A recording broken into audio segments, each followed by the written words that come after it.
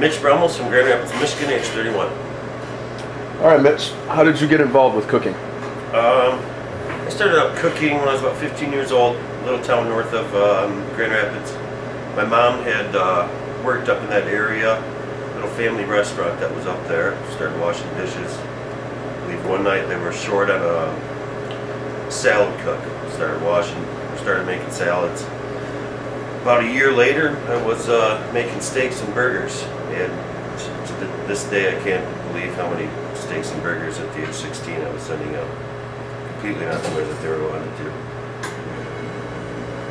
I also, just had a passion, wasn't following any direction in school, wasn't interested in what I was doing in school.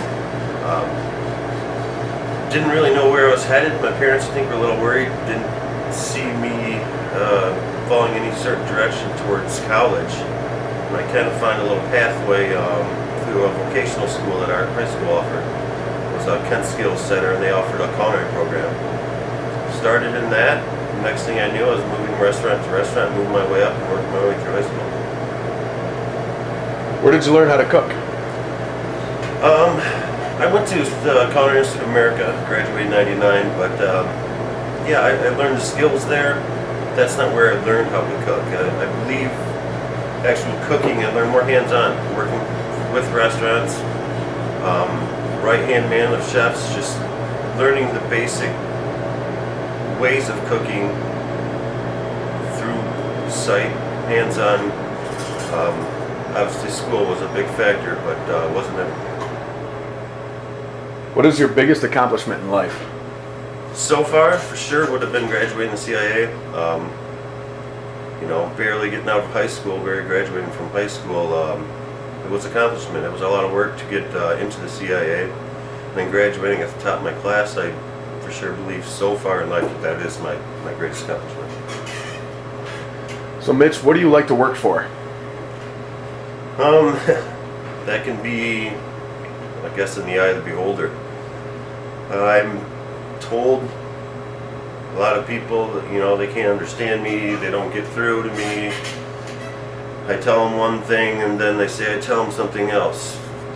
My biggest pet peeve is stupid people.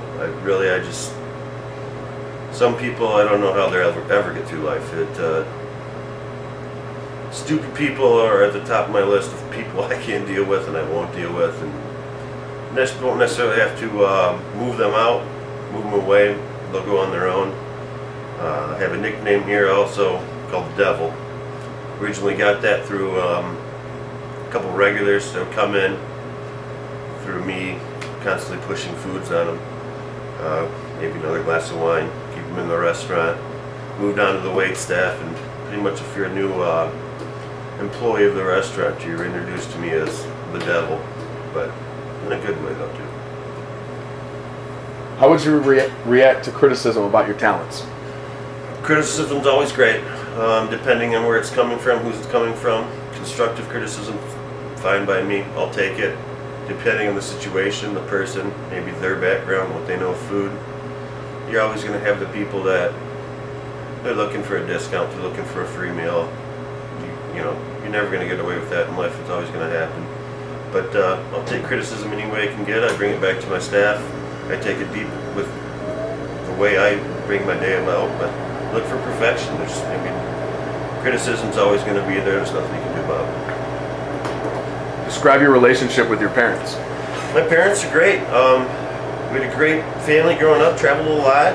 They're a big influence in my life with sports, with both my younger sisters and older brothers. Definitely went through a hard time.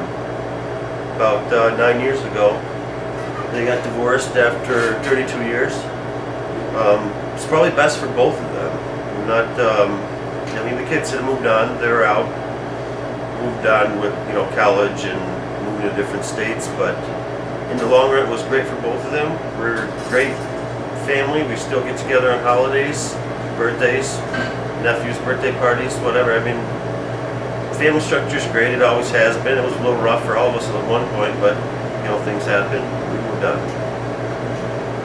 So Mitch, what would you say are your weaknesses in the kitchen? Weaknesses. Everybody's got weaknesses. Mine would be a couple things. I've always strived towards European, French, Italian, with little infusion. I don't know much about Mexican food or Asian food. It's just not something I've pursued. I've always stuck on the same path of where I wanted to go. But one other big issue for me in the kitchen would be flour. It sounds crazy, but I'm not quite deathly allergic, but close to raw flour. I get near it, I get in my eyes, my face blows up, I turn all red. Nothing you can do about it. I'm fine with bread and pastries, but raw flour just gets me. What chef are you influenced most by? Anthony Bourdain. Anthony, when I graduated culinary school in '99, Anthony came out with his book Kitchen Confidential in 2000. He's done some amazing things. I followed myself in the start of his book and seeing me in that path and going towards what he was on his path when he got out of school. Not necessarily all the drugs, but I can see myself in the future going more towards his path and accelerating more closer to where he's at. Not saying I'll ever be at his status, but he's definitely influenced me a lot. And Mitch, what is your culinary dream? I've always had a huge culinary dream. Of course, Hell's Kitchen popped in after the beginning of my first culinary dream. I've been in a rut, kind of stuck in Michigan. When I got out of culinary school, it's just an easy way to go. Go back home, find out where I want to go.